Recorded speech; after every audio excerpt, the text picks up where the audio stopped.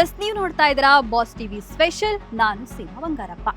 ಮಧ್ಯಪ್ರಾಚ್ಯದಲ್ಲಿ ಯುದ್ಧ ಬೂದಿ ಮುಚ್ಚಿದ ಕೆಂಟದಂತಿದೆ. ಸಂಧಾನಕ್ಕಾಗಿ ಹಲವಾರು ಸರ್ಕಸ್ಗಳು ಕೂಡ ನಡೀತಿವೆ. ಅಮೆರಿಕ ಎಷ್ಟೇ ಐಡಿಯಾ ಮಾಡಿದ್ರೂ ಇರಾನ್ ಮಾತ್ರ ನಾವ್ ಯಾವುದೇ ಕಾರಣಕ್ಕೂ ಜಗ್ಗಲ್ಲ ಬಗ್ಗಲ್ಲ ಅಂತ ಹಠ ಹಿಡಿದು ಕೂತಿದೆ. ಹೀಗಿರುವಾಗ ಮತ್ತೊಮ್ಮೆ ಯುದ್ಧ ಏನಾದ್ರೂ ಆರಂಭ ಆಗುತ್ತಾ ಅನ್ನುವ ಪ್ರಶ್ನೆ ಆತಂಕ ಜಗತ್ತಿನಾದ್ಯಂತ ಮೂಡಿದೆ.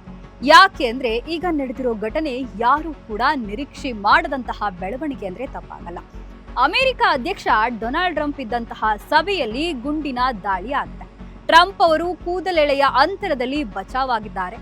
ಸ್ವಲ್ಪ ಎಚ್ಚರ ವಹಿಸದೇ ಇದ್ದಿದ್ರೆ, ಭದ್ರತಾ ಸಿಬ್ಬಂದಿಗಳು ಎಚ್ಚೆತ್ತುಕೊಳ್ಳದೆ ಹೋಗಿದ್ದಿದ್ರೆ ಇವತ್ತು ಏನಾಗ್ತಿತ್ತು ಅನ್ನೋದನ್ನ ಊಹಿಸೋಕು ಕೂಡ ಸಾಧ್ಯವಾಗಿರಲಿಲ್ಲ. ಹಾಗಾದ್ರೆ ಅಂಥದ್ದೇನಾಯ್ತು? ಟ್ರಂಪ್ ಮೇಲೆ ನಿಜವಾಗ್ಲೂ ದಾಳಿ ಆಯ್ತಾ? ದಾಳಿ ಮಾಡಿದ್ ಯಾರು? ಎಲ್ಲವನ್ನೂ ಕೂಡ ಕಂಪ್ಲೀಟ್ ಆಗಿ ನೋಡೋಣ ಬನ್ನಿ. ಈ ಘಟನೆಗೆ ಸಂಬಂಧಪಟ್ಟ ಹಾಗೆ ಎರಡು ದಿಕ್ಕಿನಲ್ಲಿ ಚರ್ಚೆಗಳು ನಡೀತಿವೆ. ಟ್ರಂಪ್ ಮೇಲಿನ ದಾಳಿಯ ಹಿಂದೆ ಇರುವಂತಹದ್ದು ಯಾರು ಎನ್ನುವಂತಹ ಗೊಂದಲ ಇನ್ನೂ ಕೂಡ ಬಗೆಹರಿದಿಲ್ಲ. ಜೊತೆಗೆ ಭದ್ರತಾ ಲೋಪಕ್ಕೆ ಸಂಬಂಧಪಟ್ಟ ಹಾಗೆ ಸಹಜವಾಗಿ ಪ್ರಶ್ನೆ ಮೂಡುತ್ತೆ. ಇನ್ನೊಂದು ರೀತಿ ಅಂದ್ರೆ ಸಿನಿಮಾಗಳ ಸ್ಟೈಲ್ನಲ್ಲಿ ದಾಳಿ ನಡೆದಿದೆ ಅನ್ನುವಂತಹ ಮಾತುಗಳು ಕೂಡ ಕೇಳಿ ಬರ್ತಾ ಇವೆ. ಅಂದ್ರೆ ಒಬ್ಬ ವ್ಯಕ್ತಿ ಜನಪ್ರಿಯತೆ ಗಳಿಸಿದ ನಂತರದ ದಿನಗಳಲ್ಲಿ ಅವರ ವಿರುದ್ಧ ಇರುವಂತಹ ವ್ಯಕ್ತಿಗಳು ದಾಳಿ ನಡೆಸೋದು. ಇನ್ನೊಂದು ರೀತಿ ಅಂದ್ರೆ ಜನರ ಅನುಕಂಪವನ್ನ ಗಿಟ್ಟಿಸಿಕೊಳ್ಳೋಕೆ ಅವರೇ ನಾಟಕವಾಡಿ ದಾಳಿಯನ್ನ ಮಾಡಿಸ್ಕೊಳ್ಳುವುದು. ಸದ್ಯ ಟ್ರಂಪ್ ವಿಚಾರದಲ್ಲೂ ಇದೇ ರೀತಿ ಆಗಿದೆ ಅಂತ ಹೇಳಲಾಗ್ತಾ ಇದೆ. ಅಮೆರಿಕದ ವಾಷಿಂಗ್ಟನ್ ಡಿಸಿಯಲ್ಲಿ ಹಿಲ್ಟನ್ ಎನ್ನುವಂತಹ ಒಂದು ಹೋಟೆಲ್ನಲ್ಲಿ ಅಂದ್ರೆ ಶ್ವೇತಭವನದ ಅಧಿಕಾರಿಗಳಿಗೆ ಮತ್ತು ಮಾಧ್ಯಮ ಪ್ರತಿನಿಧಿಗಳಿಗೆ ಔತಣಕೂಟವನ್ನ ಏರ್ಪಡಿಸಲಾಗಿತ್ತು. ಹೆಚ್ಚು ಕಮ್ಮಿ 2-2.5 ಸಾವಿರ ಜನ ಬಂದಿರ್ತಾರೆ. ಆ ಕಾರ್ಯಕ್ರಮದ ಸೆಂಟರ್ ಆಫ್ ಅಟ್ರಾಕ್ಷನ್ ಆಗಿ ಅಮೆರಿಕದ ಅಧ್ಯಕ್ಷರಾಗಿರುವಂತಹ ಡೊನಾಲ್ಡ್ ಟ್ರಂಪ್ ಅವರು ಮತ್ತು ಅವರ ಪತ್ನಿ ಮೆಲಾನಿಯಾ ಹಾಗೂ ಉಪಾಧ್ಯಕ್ಷರಾಗಿರುವಂತಹ ಜೆಡಿ ವ್ಯಾನ್ಸ್ ಹಾಗೂ ಶ್ವೇತಭವನಕ್ಕೆ ಸಂಬಂಧಪಟ್ಟಂತಹ ಒಂದಷ್ಟು ಪ್ರಮುಖ ಅಧಿಕಾರಿಗಳೆಲ್ಲರೂ ಕೂಡ ಭಾಗಿಯಾಗಿರ್ತಾರೆ. ಬಿಗಿ ಬಂದೋಬಸ್ತಾಗಿ ಸೆಕ್ಯೂರಿಟಿ ಕೂಡ ಇರುತ್ತೆ. ಹೆಚ್ಚಿನ ಸೆಕ್ಯೂರಿಟಿ ಇರಲೇಬೇಕು. ಯಾಕೆ ಅಂತಂದ್ರೆ ಮಧ್ಯಪ್ರಾಚ್ಯದ ಯುದ್ಧದಲ್ಲಿ ಇದೇ ಟ್ರಂಪ್ ಅವರು ನೇರವಾಗಿ ಭಾಗಿಯಾಗಿದ್ರು. ಸೊ ಅವರ ಮೇಲೆ ಸೇಡು ತೀರಿಸಿಕೊಳ್ಳೋಕೆ ಯಾವಾಗ ಏನ್ ಬೇಕಿದ್ರೂ ಆಗಬಹುದು ಅಂತ.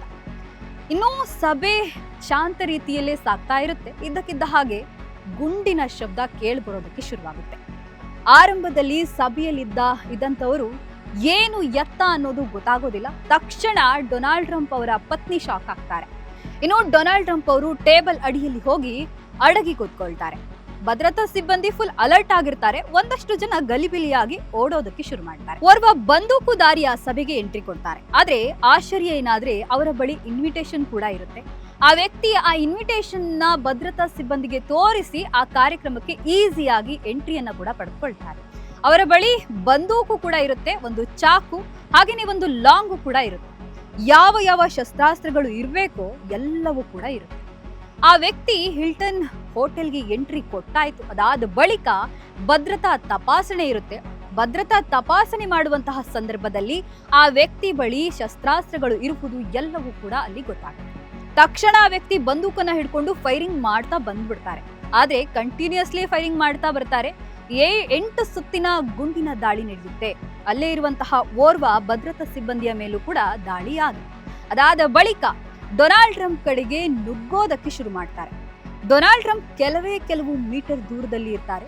ಅಲ್ಲಿದ್ದಂತಹ ಭದ್ರತಾ ಸಿಬ್ಬಂದಿ ಆ ವ್ಯಕ್ತಿಯನ್ನ ತಕ್ಷಣವೇ ಎಳೆದೊಯ್ತಾರೆ. ಅದಾದ ಬಳಿಕ ಆತನನ್ನ ಮುಂದಿನ ವಿಚಾರಣೆಗೆ ಒಳಪಡಿಸಲಾಗಿದೆ.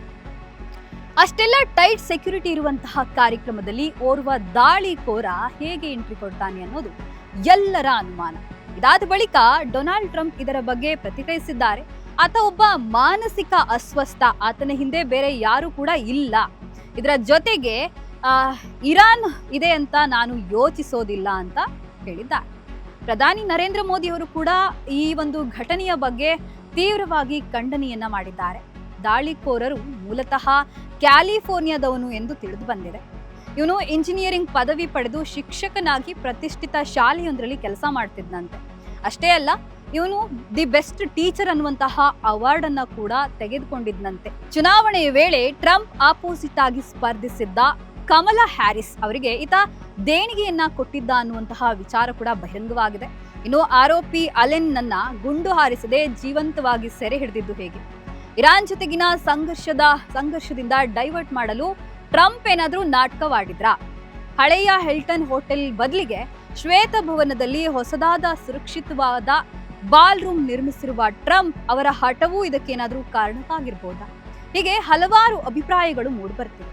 ಈ ಹಿಂದೆ ಟ್ರಂಪ್ ಮೇಲೆ ದಾಳಿ ಆದಾಗ ಅದೆಲ್ಲ ಸಿಂಪತಿ ಗಿಟ್ಟಿಸಿಕೊಳ್ಳುವ ಗಿಮಿಕ್ ಅಂತ ವೈರಲ್ ಆಗಿತ್ತು.